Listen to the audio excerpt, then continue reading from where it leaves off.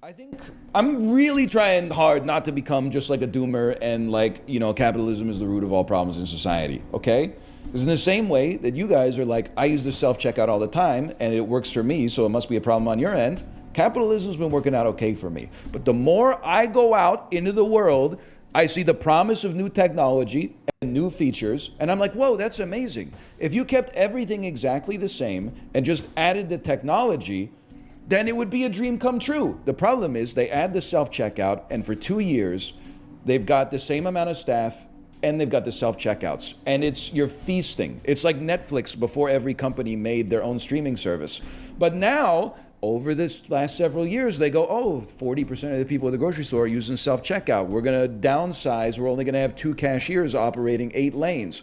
80% of people are using self-checkout. Now we're going to have 1 cashier manning 12 lanes, and it's now at the point where I'm like, I fucking wish that we just didn't have the self-checkouts and they just opened all 12 lanes of assisted checkouts. Now I'm like, it's a luxury checkout experience to just be able to pull my cart up, load. It's so funny that he's just describing how all matter of technological advancements under a capitalist organization of the economy is used as a mechanism to displace the existing labor force and drive up profits for the companies, which end up creating a worse consumer experience overall. And it's obviously horrible for the economy in general, because now you've actually kicked off a bunch of people off their healthcare. You've kicked off a bunch of people off their gainful employment, all so that the grocery store could have a higher return year over year. The stuff on and not have to worry about scanning it, and the fucking area where you can actually put the shit on the scale is so small. You got to play like Lego and Jenga just to try to get it all to stand there. And if something ever falls over, unexpected item in bagging area, the alarm goes off. There's no, like, the 2 staff that are working at the grocery store, one of them is trying to check out 7 people simultaneously. The other one is manning the deli, the olive bar, the bakery section, the cheese section. Like, they're trying to run the entire 800,000 foot grocery store all by themselves. The problem is they give us the technology, and they go, isn't this sick technology? And you go, yeah, that's awesome. And then they put it in, and they offload the work onto us, and then they fire like half the staff, and I'm like, this is way worse. It would have just been better if you got like maybe 2 self-checkout kiosks, but you built 8 lanes in the grocery store. Why we only got 2 open at peak hours? Like, what are we doing? It doesn't make any sense to me.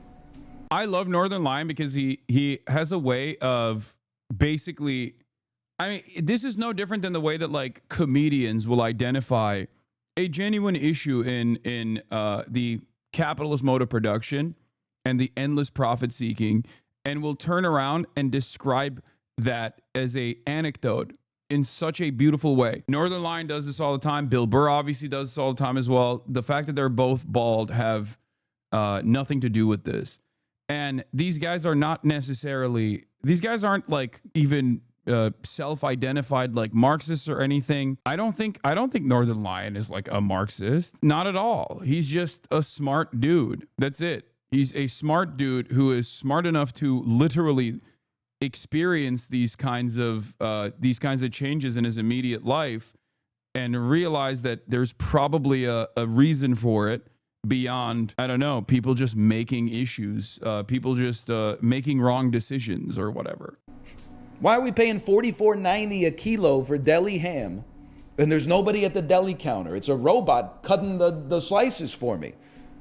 Self-checkout's just better, though. You are a class traitor. This is why, I'm just going to say it, okay? For now, things can change over time. This is why Costco cooks. If they got 12 fucking lanes in the store, they got 12 cashiers, and then they've got 6 self-checkouts that are also available. And they've got like 3 dedicated people in the self-checkout area that are like, go to this one, we'll help you. Beep, beep, beep, beep, beep, beep, beep, beep, beep, beep, beep, beep. Like, they do better consumer experience overall. A better future is possible. Only Marxists hate class trader law? No, he's not a fucking Marxist, dude. Shut up. He's not. Except after this one, I assume you'll definitely say it. But here, about the inevitable end of capitalism due to labor value dropping to 0. I'm actually, it might surprise you. I'm with you, man. Not to pander, but like doing shit seems like it's not in an advantageous position versus like having shit right now. Like capital is OP compared to labor right now. It's all bullshit, man. Always has been? I don't know, maybe. I mean, back in like the year negative 10,000, doing shit was probably like really highly valuable. Motherfuckers talking about primitive accumulation.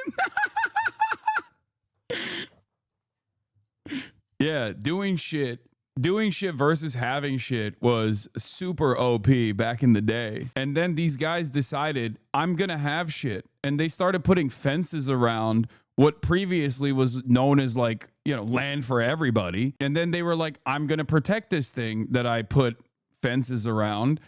I'm going to enclose this space. It's mine now. Now you can't have it. If you want to work on it, if you want to work on the land, it's my land. I'll give you money.